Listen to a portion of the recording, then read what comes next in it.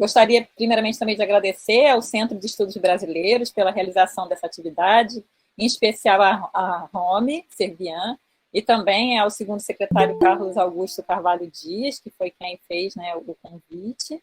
E gostaria também de agradecer às professoras que estão, né, ajudando, né, na atividade e trazendo também estudantes. Então, estou muito feliz de poder levar a Violeta para vocês hoje. Acho que a viagem de Violeta está indo para bastante longe, né? Ela não esperava chegar em outro país tão cedo, então fiquei muito feliz com o convite e de poder, né, apresentar em português para pessoas que estão interessadas em aprender, né, essa língua. Assim, eu acho muito importante, inclusive, essa iniciativa do Centro de Estudos Brasileiros de valorização da língua portuguesa, assim como no Brasil também nós temos, né, algumas iniciativas também de valorização, né, da língua espanhola. Eu tive a oportunidade de morar na Espanha por um semestre e gosto muito também de praticar meu espanhol, assim, sempre que posso.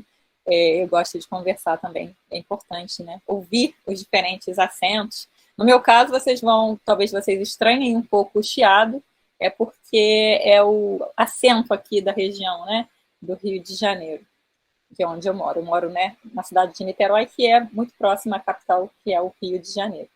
Como a Romy muito bem apresentou, eu sou professora, né, na Universidade do Estado do Rio de Janeiro. Essa é a foto da UERJ, para quem não conhece. Nós gostamos muito de apresentar a nossa universidade para as pessoas.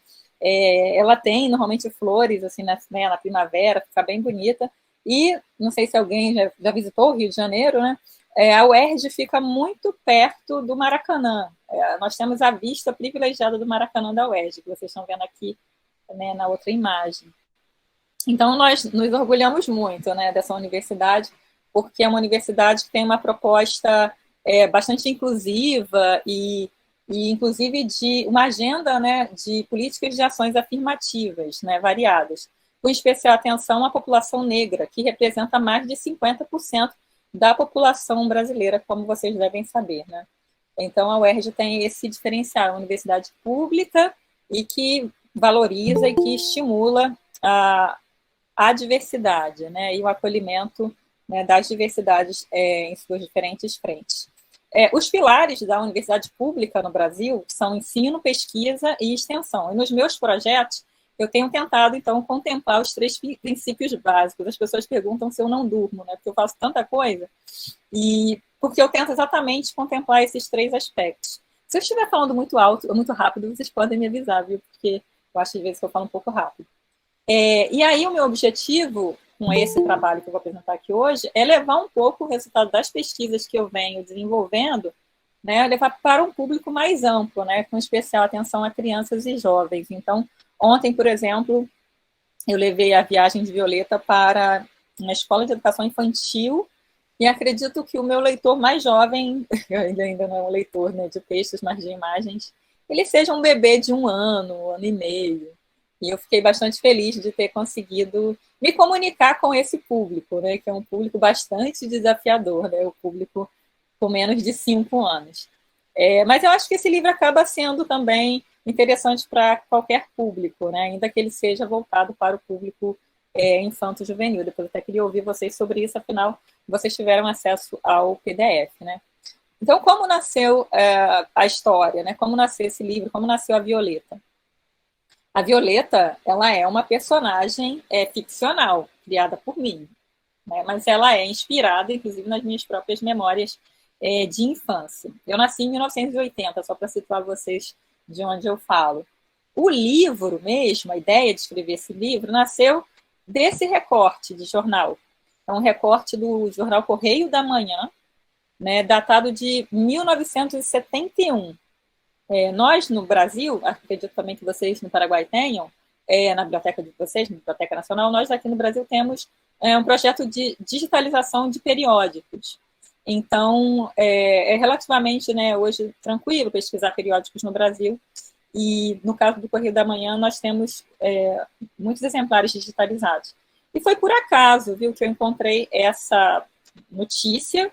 Escola fundada por escravo faz 100 anos, eu estava pesquisando uma outra coisa, mas essa reportagem, essa matéria, me chamou muita atenção, porque traz detalhes. Eu já sabia da existência dessa escola, e dessa história, mas eu nunca tinha achado um documento palpável que, né, trouxesse mais elementos. E eu fiquei pensando assim, como que eu posso levar essa história para um público mais amplo, inclusive para a própria comunidade escolar, né, no caso da Escola Luiz Delfino, que foi criada por esse sujeito. Então, daí surgiu a ideia de escrever esse livro infantil. Essas histórias que eu conto nos livros infantis, eu já escrevo sobre elas nos livros acadêmicos. Mas eu sempre digo que é muito fácil falar para os pares. Eu acho que o mais difícil é falar para quem não pesquisa o tema ou para quem não é historiador. Então, eu sempre brinco que historiador normalmente tem um problema que é falar para a bolha, né? Que é falar para os pares. Eu acho que a nossa preocupação também deveria ser com todo mundo, né? Com toda a sociedade. Isso inclui as crianças. Então, nesse livro, que eu chamo assim de um pouco até subversivo, porque eu mesclo história, ficção e memória. Né? Então, eu chamaria aí de um livro híbrido. Né? E a Violeta, ela é uma personagem ficcional, levemente inspirada nas minhas memórias de infância e muito... né, o livro está muito fundamentado ali nas pesquisas que eu venho desenvolvendo. Então, o professor Zósimo ou o Zé Índio realmente existiu. Quando eu digo nas memórias, né, da minha infância, isso principalmente na passagem inicial do livro, quando a Violeta esquece de fazer o dever de casa porque foi correr atrás de doce de Cosme e Damião. Acredito que vocês também aí tenham esse...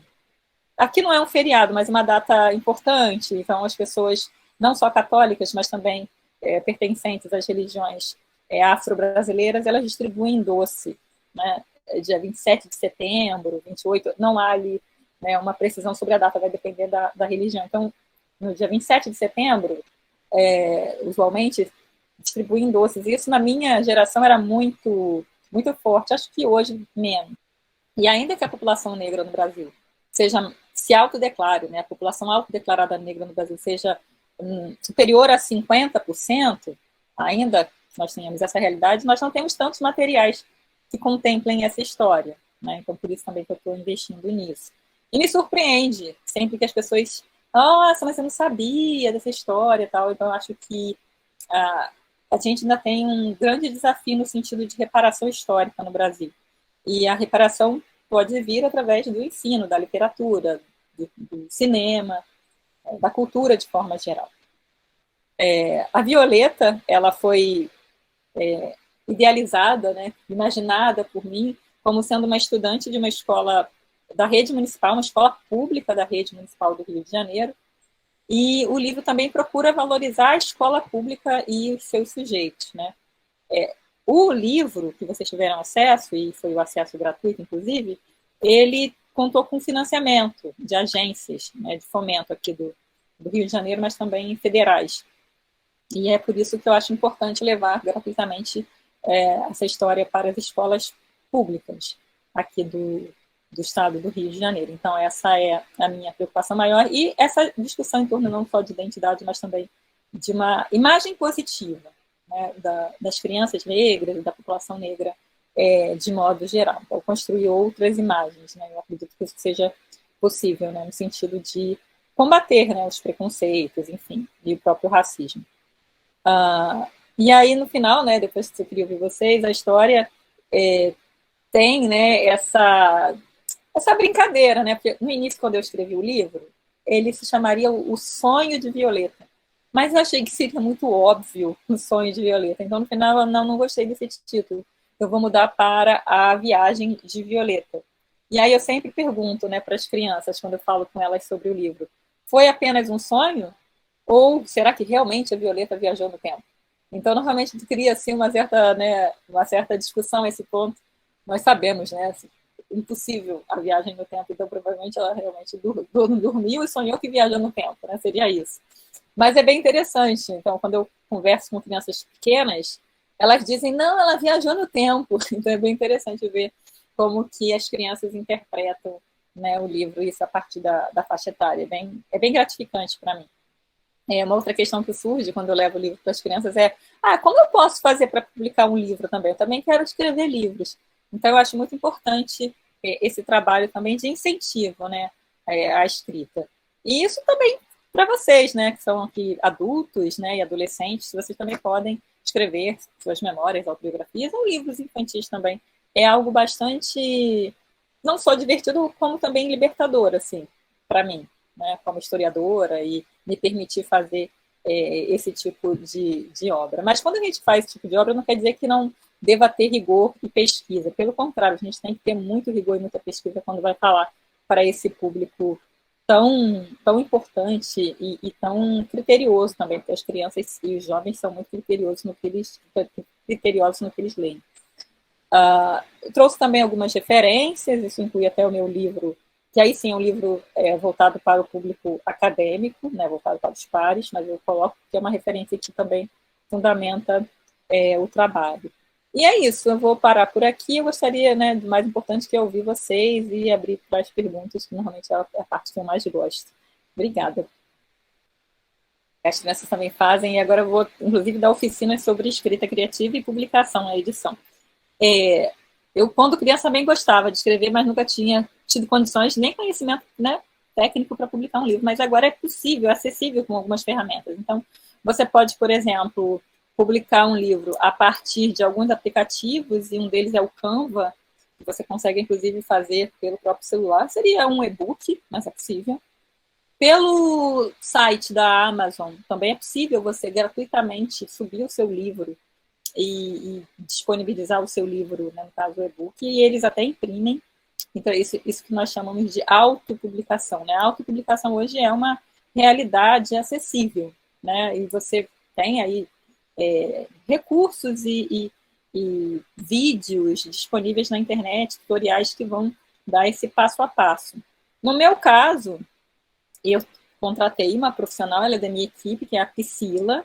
Ela tem bolsas, né, da própria UERJ, e aí ela faz toda a parte técnica e também as ilustrações, né, porque ela é muito talentosa. Então, a Priscila dá conta do projeto gráfico, eu dou conta do texto, da coordenação da pesquisa, ela dá conta do projeto gráfico e editorial, e depois nós enviamos para uma gráfica. No caso da Violeta, ela também foi publicada na primeira edição pela editora, mas essa segunda edição que vocês tiveram acesso, que é gratuita, foi produzida pela Priscila. Então, apesar de não ser a minha especialidade, essa questão da edição, eu tenho aprendido muito. Então, sim, hoje, com as ferramentas e com os programas específicos, você pode editar o seu livro, transformá-lo num e-book. No caso do Brasil, nós precisamos tirar o ISBN na Biblioteca Nacional, que é o registro da obra, isso é bem importante, código de barras, e fazer a divulgação nas redes sociais, isso é muito importante. Uma outra possibilidade também, bastante interessante, é a produção de e-books também, para quem gosta aí de mídias e tecnologias. Então, você pode transformar aí a sua obra num e-book e colocar no YouTube, ou, né, um videolivro, que agora também existe esse conceito de videolivro. Então, é um universo bastante rico, e sim, é possível hoje investir na autopublicação, inclusive com custo zero, né, se você for fazer apenas o e-book. Agora, se você for fazer o impresso, aí vai precisar realmente, porque livro infantil ilustrado é um pouquinho caro.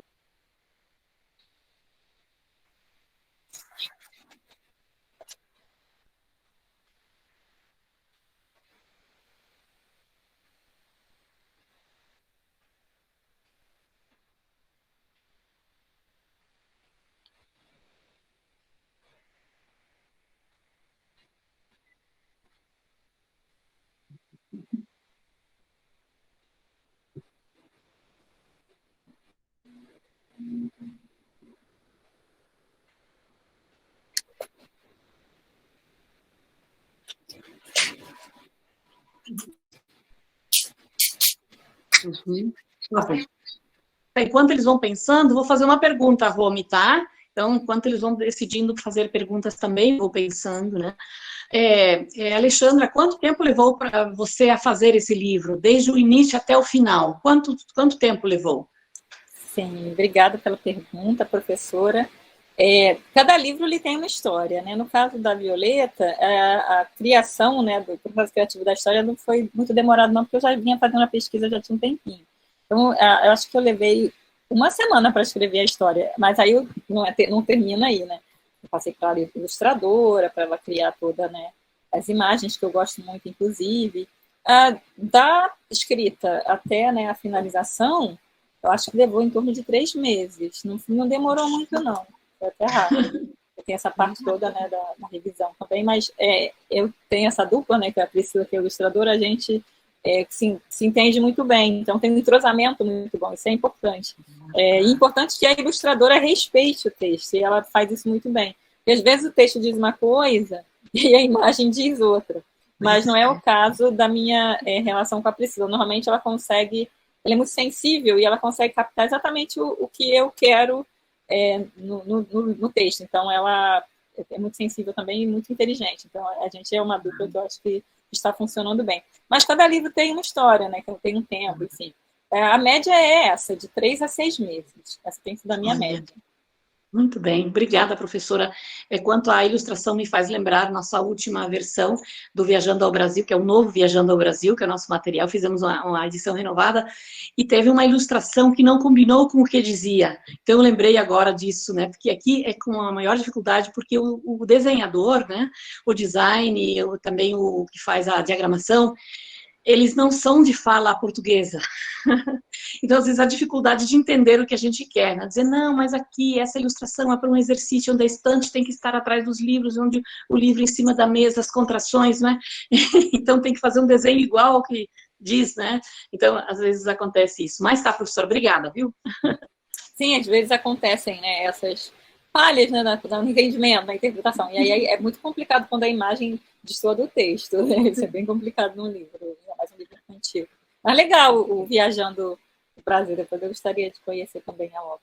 Tá bom. Eu tenho uma pergunta. Sim. Profe Alessandra, quantas horas por dia você trabalhou no livro? Mais ou menos. Sim, boa pergunta também. É aquilo né, que eu disse, cada livro ele vai ter uma vida e uma história. No caso desse, ele foi surpreendentemente rápido o processo de escrita para mim.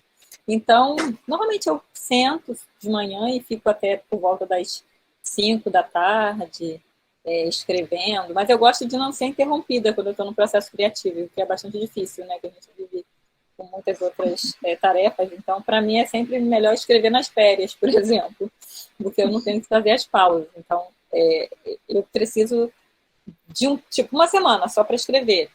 E aí, normalmente, em torno de 8 horas mesmo por dia. Então, muito tempo também fica muito cansativo e acaba não deixando fluir muita coisa da criatividade. Então, para escrever livros para criança, inclusive, a gente tem que ter muita leveza, né? Então, para mim, acho que a grande dificuldade é como que eu vou levar temas muitas vezes pesados, porque falar de escravidão para mim é algo bastante sensível e também bastante pesado. Como que eu vou levar isso, mas de uma forma que seja também leve? Para mim, esse é o desafio, né? A partir da escolha que eu fiz. Mas tem livro a ler, né? Que tem livro que demora, viu? Tem livro que é como assim, 9 meses, é quase como uma gestação. Então, isso varia, né? No meu caso, o que mais conta é a minha relação com o tema, mas também o adiantado da pesquisa, para mim é muito importante. Se eu estiver bastante segura em relação à pesquisa, a escrita flui. Então, eu preciso estar muito segura da parte da pesquisa histórica para poder ter mais segurança para escrever. Então, eu levo bastante tempo na pesquisa, na verdade, onde eu levo mais tempo. É engraçado isso, que eu fico um tempo pesquisando sobre temas, né, sobre aquela questão, e aí o livro acaba saindo até mais rápido, a escrita, mas a pesquisa é mais demorada mesmo. Porque, como eu disse, né, tem uma questão de imaginação, que é a parte que eu mais gosto, mas a parte de pesquisa, como eu sou historiadora, né, então eu tenho que fundamentar muito bem os meus textos. Então, a pesquisa leva às vezes 1 ano. No caso desse tema, eu já estudo desde 2013, então já são 9 anos pesquisando o mesmo tema. Então, exige realmente tempo e amadurecimento, a pesquisa. Agora, a escrita, para mim, depende muito, né, da minha relação com o tema, enfim, das condições que eu... Né, sendo que, normalmente, se eu tiver de férias, fica mais tranquilo para mim. Eu sou a professora Débora, do SEB, muito prazer. Eu queria fazer uma perguntinha, né? Tem algum outro livro, além da Viagem da Violeta, que você se identifica mais? Boa pergunta. Na verdade, comecei a escrever livros para o público infanto-juvenil durante a pandemia, né? Por conta do ensino remoto, da necessidade de me aproximar mais das escolas. Então, eu comecei a produzir esses materiais. Então, tem 2 anos que eu tenho feito. Eu gosto bastante do resultado da Violeta, mas eu tenho outros livros, né, que eu escrevi para o público infanto-juvenil. Eu não sei se você está se referindo aos meus livros ou livros de outros autores. Essa parte eu não entendi. Não. Aos seus livros. Sim. Uhum. Sim. Então, eu gosto bastante também, apesar, né, de eu mesma ver algumas falhas neles hoje, né, porque foram os primeiros, mas eu gosto bastante dos primeiros, principalmente um chamado As Rosas que o Vento Leva. Esse sim, demorou bastante para sair na questão da escrita. Ele é um pouquinho maior, ele tem mais de 100 páginas. Ele é voltado, não é para criança, ele é para o público já juvenil.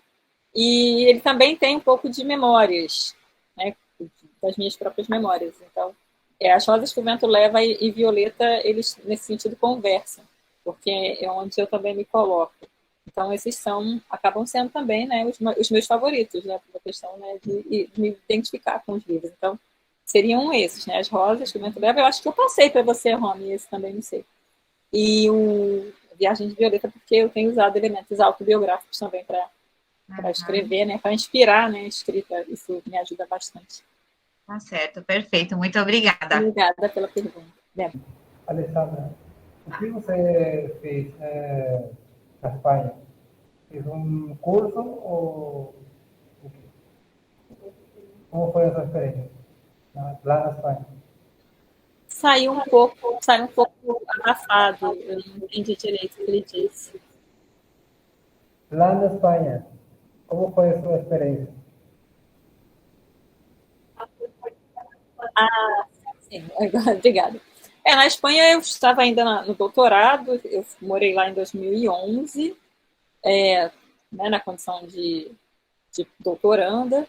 Foi uma experiência bem interessante, né? Foi a primeira vez que eu viajei para fora do país, mas realmente o que mais me encantou foi a possibilidade realmente de aprender, né? De praticar a língua, né? Porque a língua é uma coisa viva, e escutar, eu gosto muito de escutar também. Né, hispanohablantes, né? Então, foi uma experiência realmente única, assim, né? Um divisor de águas, eu diria. Mas principalmente pela questão mesmo da língua e da cultura, né? Então, mas naquela época eu nem sonhava em publicar livros infantis, eu estava mais focada na minha tese também, que não era sobre o tema das minhas pesquisas hoje, né? Era um outro tema. Mas foi uma experiência bem importante, sim, com certeza, principalmente pela questão da abertura, né, para a língua espanhola. O livro fala da realidade brasileira, mas ele pode também inspirar vocês a também pensarem a história de escolas importantes, a importância da preservação do patrimônio histórico educativo. Então, sim, eu espero que o livro seja uma semente, mas também que ele multiplique, né? Mais do que qualquer coisa, que as histórias se multipliquem, né? Ainda que sejam realidades, em alguns pontos, diferentes, mas não tão diferentes assim. Eu acho que quando a gente chega mais, né, a gente se aproxima, a gente vê também que, como países da América Latina, nós temos muitos pontos em comum também. Agora, eu fiquei bem feliz de ver salas tão cheias de pessoas aprendendo português. Eu tinha entendido que seria cada um, né, na sua casa, mas legal que as pessoas estão estudando agora, né? Legal que eu estou podendo participar das aulas de vocês. Então, achei bem legal poder ver essas imagens de salas cheias, né? Então, no final, a audiência é até maior do que a gente, né, esperava, né? Porque se for contar todo mundo que está nas salas, tem bastante gente. Então, fiquei bem feliz de ver, né, turmas cheias no sábado de manhã. Né, cresci lendo literatura infanto-juvenil, e assim como a Romy, eu também gosto, viu, Romy? Eu compro para mim. Eu digo que é para os meus sobrinhos, mas não é verdade. Eu compro para mim os livros de literatura infanto-juvenil. E eles são ótimos também para quem está aprendendo uma língua, né? E são, então, livros de qualidade também, então é importante, viu? Adultos também lerem literatura infanto-juvenil. É algo bastante prazeroso, né? É algo que eu realmente devoro em um dia, assim. E a gente aprende também, né? São livros muito bem feitos. Então eu gosto também, Rony, do gênero.